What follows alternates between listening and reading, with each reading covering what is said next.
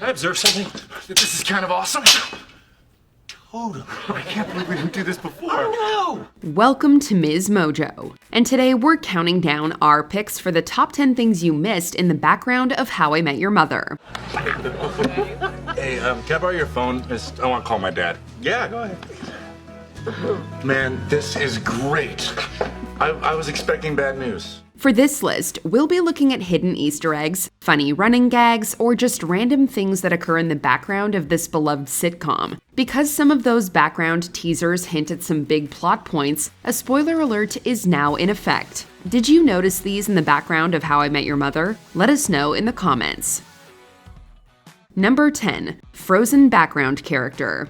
This was one of those things that you couldn't unsee once you saw it. And when you did see it, you might wish you hadn't. When Marshall explains how Barney surviving getting a pencil stuck up his nose was a miracle, we saw a flashback of the extraordinary moment.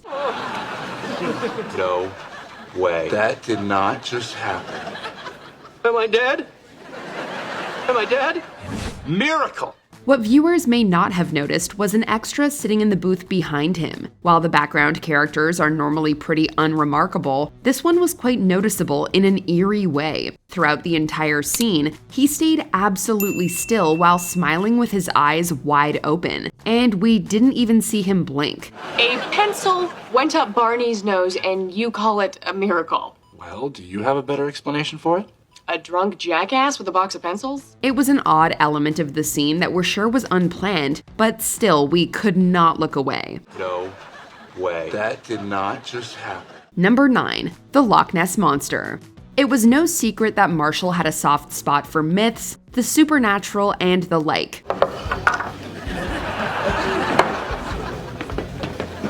He was vocal about his beliefs in aliens and Sasquatch, and he had a fondness for the Loch Ness Monster. Highlands and Glasgow. Loch Ness. Nessie.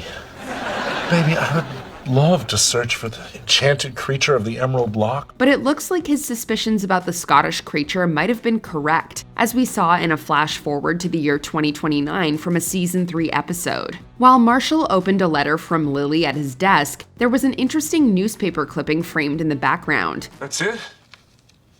I suck?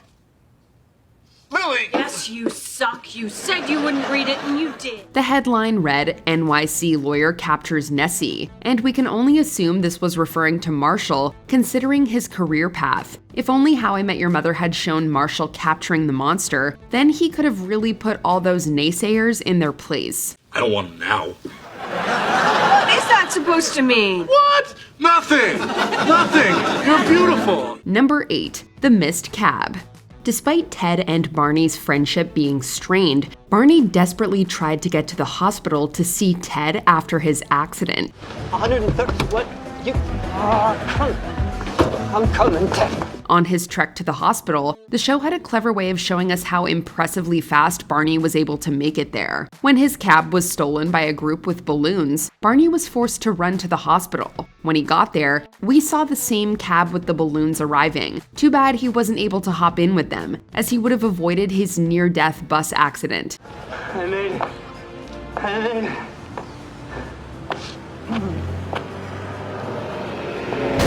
But maybe then he and Ted wouldn't have made up, so perhaps it all worked out just the way it was supposed to. Ted, can we be friends again? Barney, come on. We're more than friends. We're brothers. You're my brother, Ted. You're my brother, Barney. Number 7. Clue colors.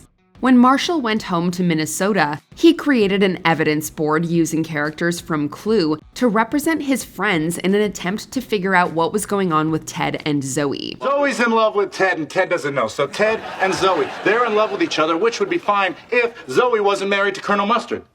I mean the captain. The creators cleverly played into this by dressing each character in the color associated with their personas in the game. Ted was purple for Mr. Plum, Zoe was in white for Mrs. White, Honey was dressed in red for Ms. Scarlet, and Barney donned green to match the character of the same name. He's in love with Ted, but she's married, so she tried to push him away by setting him up with her cousin instead. But seeing Ted and Honey hit it off was more than her gentle heart could bear. This is something you'd only notice upon many a rewatch, and we couldn't help but applaud the creators' creativity in bringing the beloved board game to life. So help me, Marshall. If you don't call those two crazy, mixed-up kids, I will. Give me that phone. Number 6. Chopsticks. Barney Stinson was a mysterious character, to say the least, and it seemed like nothing about him was random or uncalculated. Still don't believe it. I told you. Okay, a toast. Life is full of changes. We saw a variety of scenes throughout the show in which the gang was eating food with chopsticks, and when you looked closely, you noticed that Barney was never able to get the food to his mouth while he was using chopsticks. This may have just seemed like an odd quirk, but we learned later this was all part of a bigger scheme. You had the trigger. All you needed then was to want something from me. And then one day, those somethings came a busting out. Not only could he eat with chopsticks, he was trained in teppanyaki cooking and was saving his skills for a very special bet that had been years in the making. Well, I guess that's everything you asked me to do, is it not? Oh, wait! The shrimp in the pocket. A modern classic. And now, for 1 minute on second base. Number 5. Vie En Rose. This song was involved in significant moments with both of Ted's big loves. Happy New Year. Happy New Year.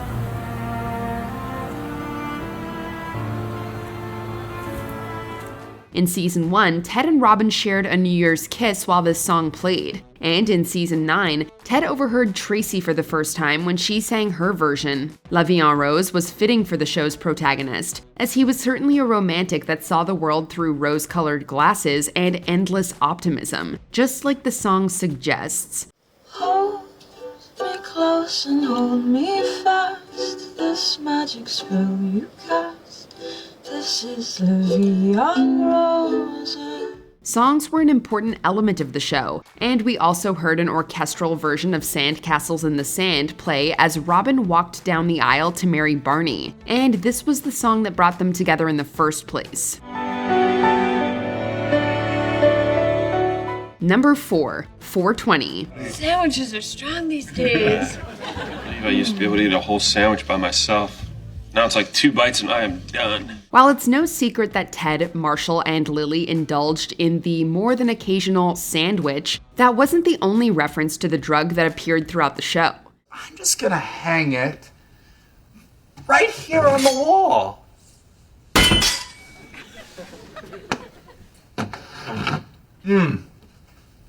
Oh, so it's like that, is it? If you look closely, the clock that hung above the fireplace in the trio's apartment never changed, and it was always set to 420. This was clearly a reference to the gang's smoking habit, as that is infamously the number and time of day associated with it. The clock didn't change no matter who lived there, so either the friends were too lazy to fix the clock, or they just liked it the way it was. Can I observe something? This is kind of awesome.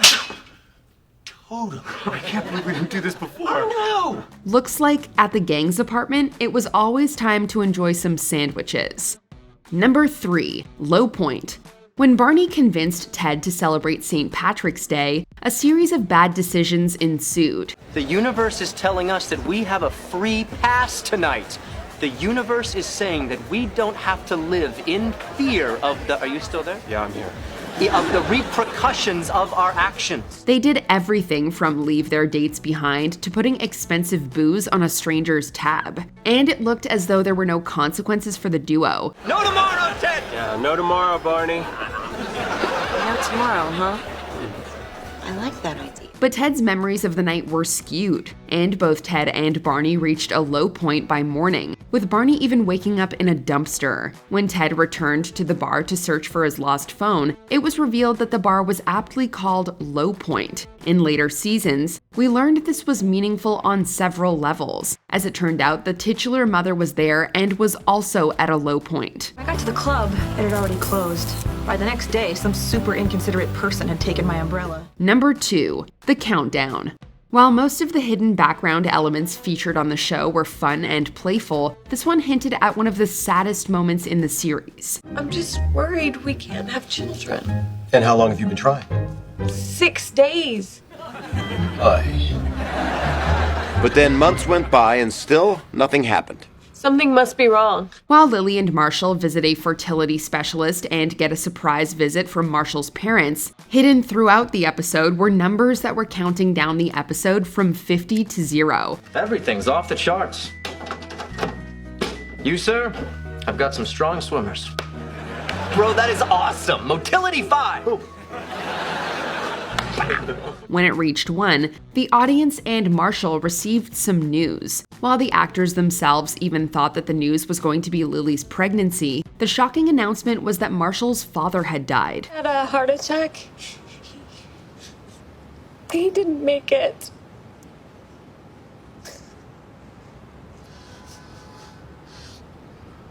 My dad said? The creators wanted to provide this twist to explore how sudden and devastating real-life loss can feel, and boy did they nail it. Before we unveil our top pick, here are a few honorable mentions. Lily's belongings. After Lily and Marshall sell their stuff early on, we can see her belongings reappear later in the show. Can't believe it. I really thought you and I were friends. Lord knows I could use a friend right now. I've been... Cropped wedding photos. In the background of future Ted's home, the newlyweds seen behind the kids are cropped so we can't see the mother. Let's look at the facts here. You made us sit down and listen to the story about how you met Mom, yet Mom is hardly in the story. Conan O'Brien. In a blink and you'll miss it moment, Conan O'Brien can be seen hanging out at McLaren's. There really is a sex tape.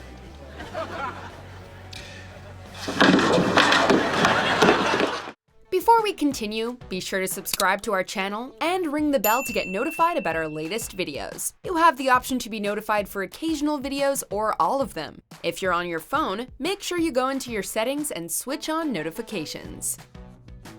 Number 1. All of the clues about the mother. The show's creators dropped many clues about the mother throughout the show's 9 seasons. What the heck are you doing here?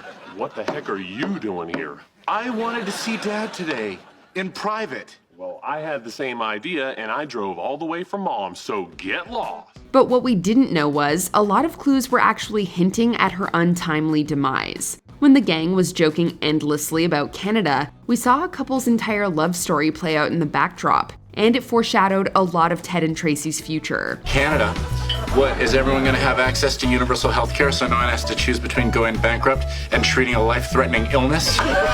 Canada? What's the band gonna play for your first dance? Crash Test Dummies? Furthermore, when Marshall visited his father's grave, we saw a headstone that simply read Mother. And lastly, Ted was reading Love in the Time of Cholera when he first met Tracy, and the book mirrored his life in many ways. It dealt with sickness, love, and lovesickness, all things Ted was all too familiar with by the end of the series.